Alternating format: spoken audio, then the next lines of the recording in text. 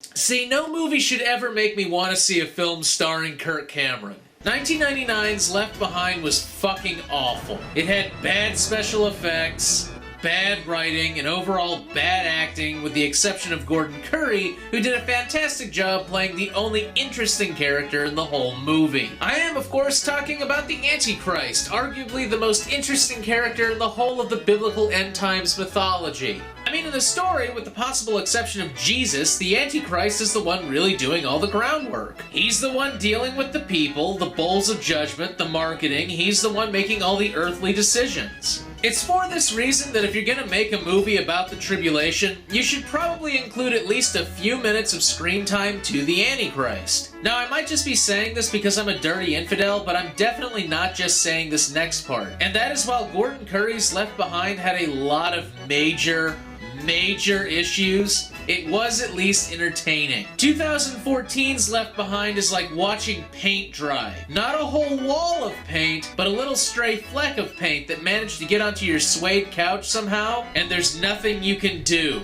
Just watch. I don't know how in the hell they managed to fuck it up so bad. I mean, they had a bigger budget. We live in a day and age where a 15-year-old can produce Hollywood-style special effects, and we've got an infrastructure in place now that could get their movie not only to more people than in 2000, but faster to more people than in 2000. And this is what they did? We work about 2 hours early.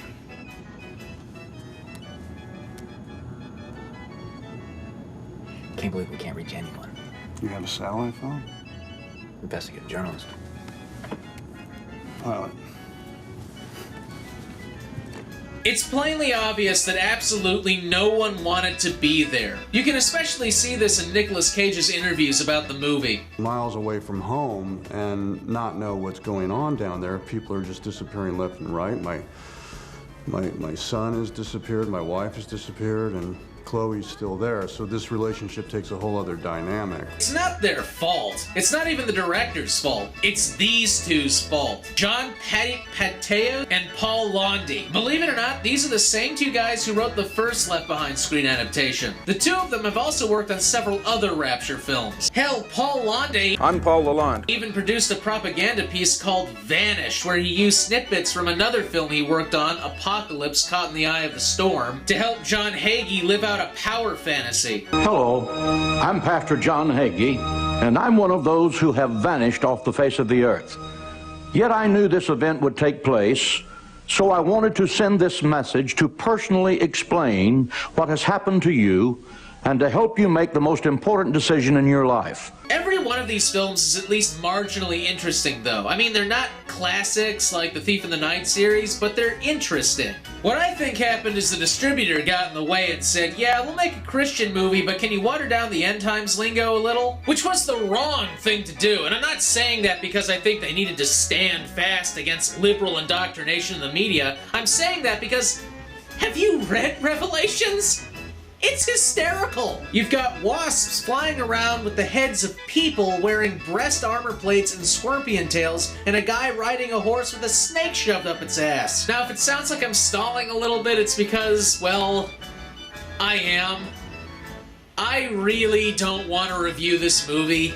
In fact, the moment that I put it in my near-death review, I immediately started to regret it because this movie is just oppressively boring. And I tried to watch this thing. In fact, when I first got it out of the red box, I was actually excited. I hadn't seen the reviews, I only knew this was a Left Behind film starring Nicolas Cage, and the DVD box made it look like he was saying, what? In fact, me and Repair Guy started calling the thing, what? The movie right there in the Walmart, but little did I know this thing was actually Why the Movie. As in, why the hell did I think it would be a good idea to watch this piece of shit? Well, don't suppose there's any point in holding it off any longer, so here it is, Left Behind. The movie starts off with what I assume are shots of JFK mixed in with some kind of soft rock sort of music, I guess. Honestly, it sounds like the kind of stuff you might find in a free corporate music website. We get some shots of people walking, smiling, buying stuff.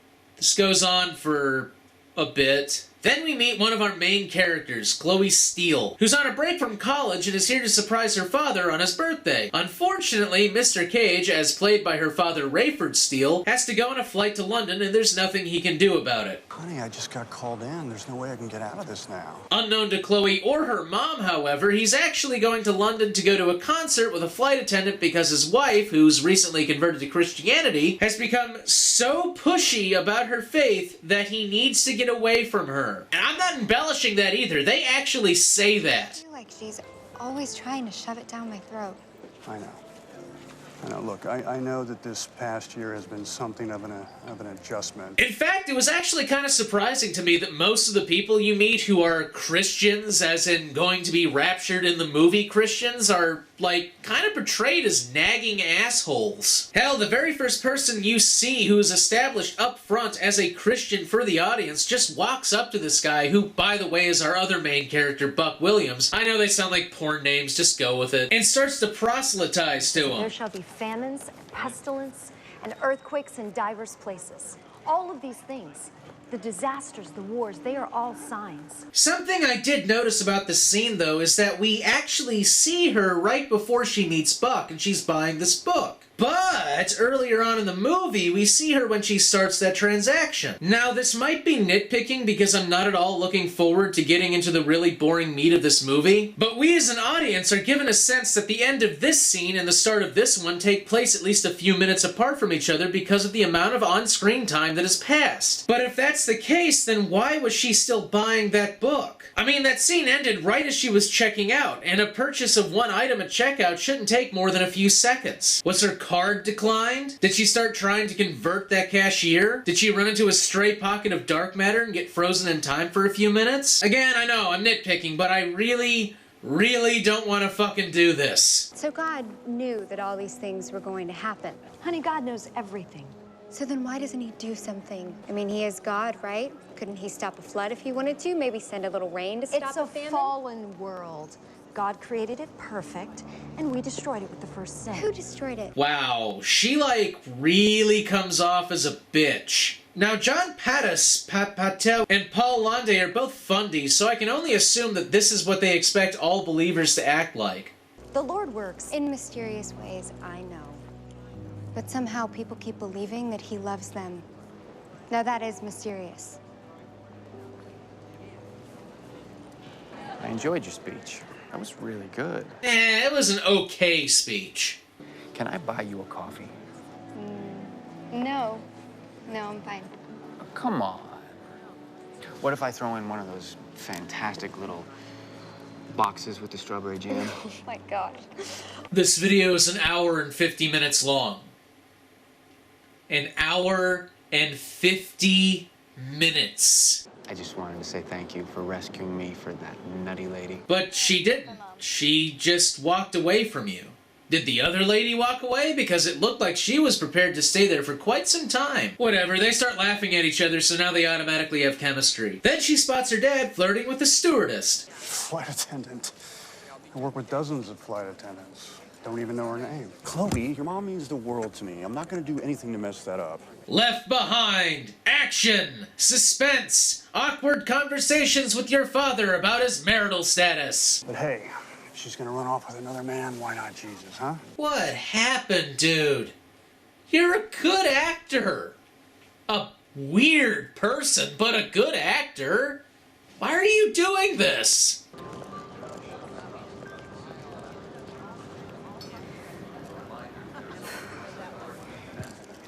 You okay? Oh, for fuck's sake, Yeah. next scene! You know, at this point in the 1999 version of Left Behind, we had already seen like 7 explosions, there was a nuclear war brewing, there were armies of bad CGI people bombing empty fields.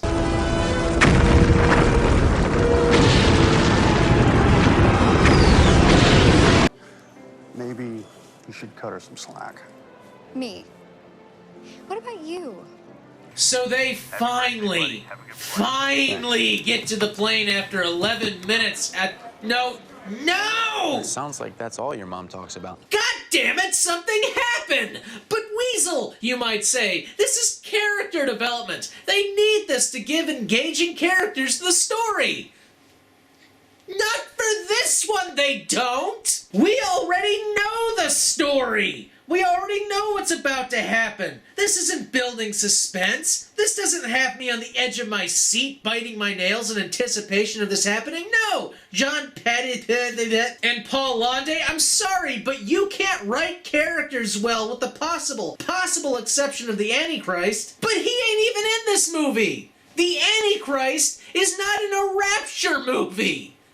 Not even a mention! So these guys are just about to leave and get on the plane when this guy rolls up who Chloe apparently knows and hands her off some tickets to a U2 concert. The guy then lets it slip that it took him 2 weeks to get them, proving that Cage knew ahead of time that he was going to have to fly to London. But why did he hand them off to Chloe? What made him think that she was going to be on that plane? I mean, there were 2 tickets, sure, but did that guy know who Cage was bringing? Maybe he just saw her and assumed, but that's a pretty big risk with those tickets. I would have handed them off to him at the gate. Actually, that might have made for a more dramatic scene if Cage had gotten them right in front of her. Would have made that conversation more interesting, at least. So after 17 minutes, they finally get off the fucking ground. It's here on the plane that we meet our stereotypes. There's the old couple who are so out of it mentally, I'm surprised they even managed to get on the flight. Look, George, it's Frank Sinatra.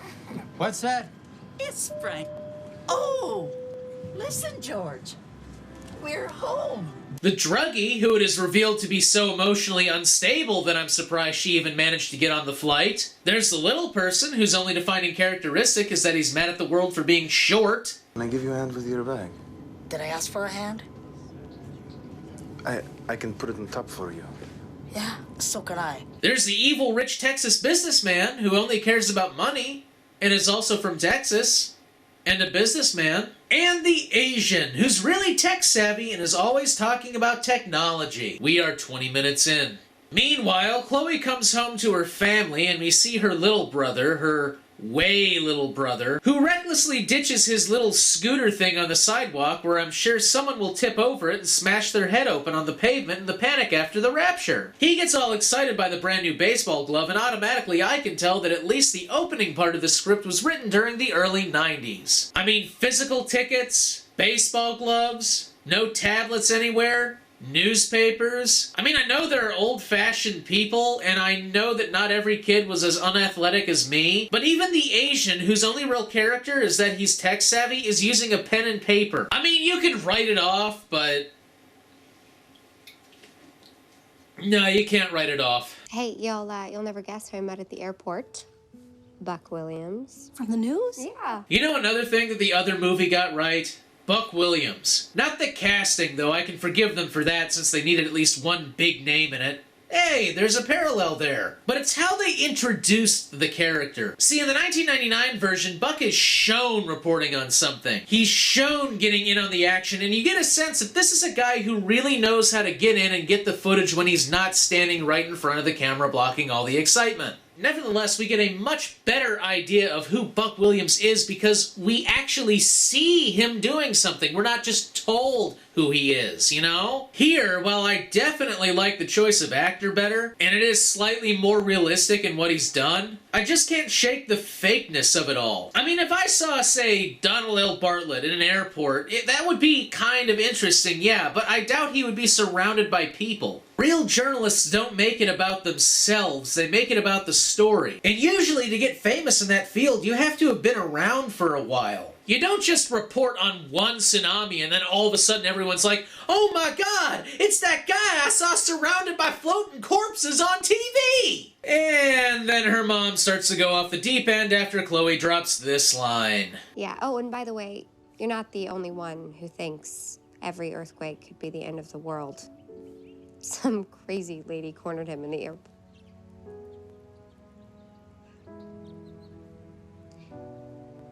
That's not how I meant that. But like I said, she just comes out as this irrational conspiracy theorist. I just want you to understand. This is important to me, and so are you. I just want you to be ready. Meanwhile, on the plane. What are you looking at?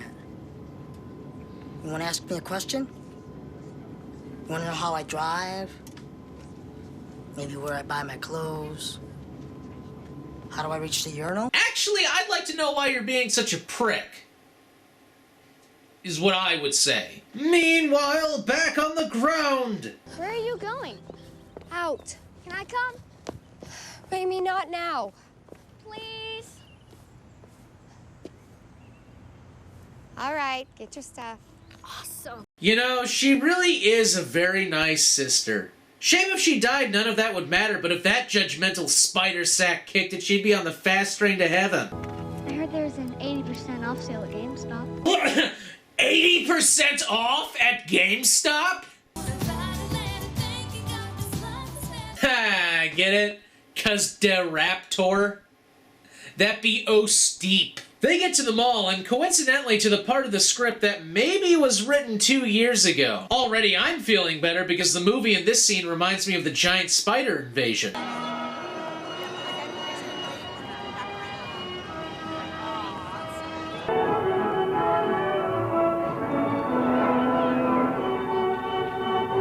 Damn, that would be an epic crossover. Left Behind meets the giant spiders, and then everyone who believed in God was instantly vaporized. I mean, raptured. Yeah. Now, I've seen a lot of other reviewers who have looked at this movie and wondered why clothes were falling from the sky, and I've got a couple of ideas on that. My first hypothesis is that the script for this movie, early on in its development, was impacted by a smaller dwarf script. Probably a comedy, and in that movie, a kid was holding onto a balloon that was way too big for him, and in true comedic fashion, the thing started to lift him up into the air. After the two scripts coalesced and cooled, the kid was made to be raptured, and after his body was painlessly dissolved, his clothes fell from the balloon and onto the floor. However, my second hypothesis is actually probably a lot more accurate. What most likely happened was that the rapturing process is not actually instant, and instead of the body being completely desiccated into a fine layer of pulverized remains instantly, it rapidly disarticulates, meaning that for a few brief moments there were partially destroyed hunks of human flesh floating around in the air. It was after those pieces decomposed completely that the clothing finally fell back to the ground. Which means for a few seconds at least, Chloe was probably hugging her brother's disarticulated jawbone, part of his lower intestine, and pelvis. Anyway, back on the plane, everyone starts to panic, and in a truly brilliant move, Mr. Cage depressurizes the cabin and forces everyone back to their seats to get to their oxygen masks, completely disregarding the safety of any elderly passengers or possible remaining children. Like a boss. So now the rapture has finally happened. 33 minutes in, which is actually around the time of the 1999 version when it happened too. To much greater effect, I might add. It's here that we hit, ironically, the most tedious and boring part of the movie. What's the issue? We already know! The movie even tries to throw a few curveballs here and there too, throwing out aliens or spontaneous human combustions or different dimensions. But we're not stupid! This is a Left Behind movie. Anyone watching this movie knows what it's about and are either watching it because they believe it or were duped into thinking it might be fun, like I was. To his credit though, Mr. Cage actually tries to act like a pilot should. Very calm, very level-headed. You know, everything you didn't want him to be. Come on, we all wanted to see this in a Rapture movie. I'm a vampire! I'm a vampire! I'm a vampire! And that's basically all that happens. It's just people being sad that their loved ones got disintegrated. Which, you know, it's understandable. I mean, I'd be upset. I know I keep bringing it up, but at this point in 1999's Left Behind, all the main characters had pretty much figured out what was going on. The Antichrist was really starting to build things up, and we were actually getting to see the setup for the 7 Years Tribulation. This whole bit with the panic, which I remind you is not at all suspenseful for the audience, actually lasts a good chunk of the movie. It's all supposed to make you think, I guess. When you don't think about something like that on a daily basis, being in an environment that makes it feel so real it's like bone chilling, you know, to think about what could happen. None of us know, you know.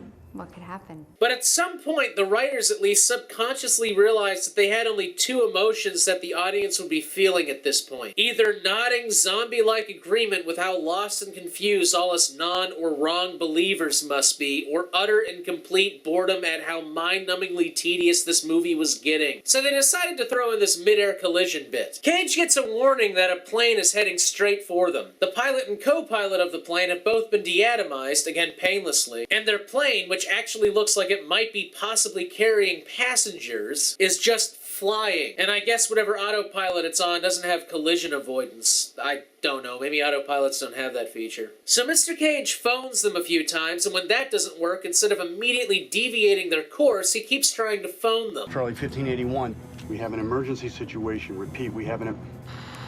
Interestingly enough, I actually called up a real aviation instructor, and he told me that when you get one of these warning lights that you're about to have a collision, you are supposed to immediately deviate to the left. This just goes to prove that if you're on a plane and the pilot and co-pilot have both been painlessly turned into ash powder and Nicolas Cage is on the plane with you, don't let him fly, because he'll try to pull this shit. 81, this is Pancon 257, do you copy? And this. And then this'll happen, and no one wants this. It's fuel. Fuel we need to get home. Can you still get us back? Well, that depends. Wonder if the leak is here or here. So while this is going on, the editor or the director or somebody decided to add this cut in after this guy starts going through the Muslim's carry-on bag.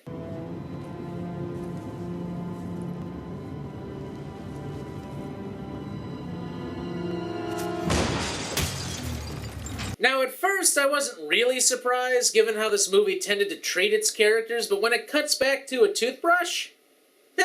Now, at some point in the script's development, it was probably a grenade or something, because the writers of this movie can't create characters that aren't stereotypes, but then an unnamed hero intern probably saw it and changed it to make it way less offensive and obvious. Now, the cut itself is pretty obvious, I know, and honestly, I would have seen it coming if my bar hadn't already been lowered to the point where it was scraping up bits of the Earth's inner mantle, but still, good on you, hero intern. Back on the ground, Chloe breaks into a hospital that's been overrun by medical emergencies. It's been brought up before by others, but seriously, Christians who believe in this Rapture stuff should not be behind the wheel or in any job that requires them to use or operate dangerous equipment. At any moment, you guys believe that you could be instantly decomposed into a white powder, leaving whatever instrument you are using to lose its operator and potentially harm or kill others, robbing them of their chance to repent over the 7-year tribulation. You really are being assholes in that regard, you know that? I mean, if I believed it, I wouldn't be a fucking bus driver, and especially not one for kids. Or a pilot, for that matter. Oh, and also don't own pets, either. So when she gets there, she discovers that all the babies have been dissolved into the air, beating the audience over the head with more of what we already know. It's like bone-chilling, you know, to think about what could happen. None of us know, you know, what could happen. Again, we get it. It's a Rapture movie. We know the Rapture has happened. Something these writers need to get through their thick skulls is that chances are you're not going to convert someone with this movie. So the least you could do is be entertaining. And right now, I am severely unentertained. If I wanted a sermon, I would watch If the Footmen Tire You, What Will Horses Do? Because not only is that movie far shorter, it's also way funnier. Why, you stupid little fool! So Chloe finally comes home to discover that her mother was painlessly disintegrated in the shower and her powder was probably washed down the drain. She also finds a voicemail message that just so happens to have caught the moment that the plane Mr. Cage was on was clipped by that other plane. So now she thinks he's dead. It's at this point, about an hour and 10 minutes into the movie, that these people have finally figured out what was going on. It's also at this point that I start to get really fucking annoyed at how irrational all women are portrayed in this movie. Because up to this point, every single female character has done nothing but grovel or lose it. You know, there are emotionally stable females in the world, Paul. One of these characters gets a gun, and because she's a woman and therefore not all mentally there, I guess, she starts waving the gun around on a plane and concocts a theory that her jealous ex-husband abducted her daughter and fabricated everything that's happened so far. Thinks he can buy his way out of it. Anything. I took my daughter and I ran. I fell asleep and somebody put something in my drink. This plane landed while I was sleeping. He took her. He paid all of you to lie to me. Now, I'll cut her some slack because her daughter is missing, but really, writers of this movie, she would believe that? Really? This whole sequence where all the characters figure out and accept what's happening just drags. Chloe runs to her mom's church and finds out that the pastor is still there because he didn't believe. Cage convinces his would-be mistress that it's the Rapture, and the druggie, who up to this point has just been a druggie, is now pushing the Jesus angle too. I know where she is. Mr. Cage finally manages to get a hold of someone and finds out that not only were people taken everywhere, but all the landing strips across the area of the country that he's able to get to are clogged. So the plane has no choice but to keep flying and hope they find a runway. But in the most coincidental of coincidences, Chloe, who has climbed a bridge to kill herself, and of course it wouldn't be a film with John Patty and Paul Lalonde attached to it without a cheesy music montage thing. Tell me what does it look like in heaven? He's alive, he's alive, he's alive and I'm forgiven. Things never happen like I wish they could, only in my dreams. Anyway, she's up there and she's about to jump when Buck manages to get her on the phone, and I kid you not, she just happens to be in jogging distance of a downed motorcycle and just happens to be able to make it to this highway that's under construction where she needs to be, and just happens to be able to get Cage on her phone and let him know where to land. Okay, folks, I need your full attention as we go through the emergency procedures. Underneath your seat, you will find your life jacket. So they're about to land, everyone thinks they're gonna die, and Chloe's on the ground ramming things with a pickup truck trying to make room for the plane. Then she blows up something to give Cage an idea of where to land the plane, and it's bad. This crash landing effect, this is really, really subpar. Now don't get me wrong, if this was some kind of low-budget indie film or some project that one person was working on all on their own, then yeah, it'd be pretty good, but no, this is a $16 million movie. This effect is... It's just inexcusable, like, really. Another thing happens during this scene that's a little confusing to me. See, after the plane lands, we get these shots of this fire moving up this trail of fuel like it's following a path of the plane or something. And we see how it blows up this container of fuel, I guess, and we're treated to this really bad slow-mo shot of Chloe. But she manages to get to the plane and nothing seems to happen. So what was the point of this? To show us that the fuel tower thing over there was gonna explode? Okay, but what was so important about that? It didn't really affect anything. Everyone meets up and they're all happy they're alive, and they look at the city and see that it's on fire, even though in all the shots we see of the city previous to this, it looks okay, and then Buck says... Looks like the end of the world. And then Chloe says... No, not yet. I'm afraid this is just the beginning. And then Mr. Cage looks constipated at the thought of doing more of these. And then it's over. Good lord, this thing was bad. And it's a shame, too, because I know this kind of movie can be good. Not effective, but good at least. It's not the worst movie I've ever seen. It's not even the worst Christian movie I've ever seen. That goes to Leap 2. Fucking movie was atrocious. But it is probably one of the most mediocre films I've seen. I don't really know what it was. Maybe it was that they just weren't pushing hard enough on the literal biblical end time stuff, or maybe it was they were just expecting Nicolas Cage to carry the whole thing, but whatever it was they were banking on, it failed. But you know what? Life ain't fair. Things go wrong, people piss you off, and this movie's getting a sequel.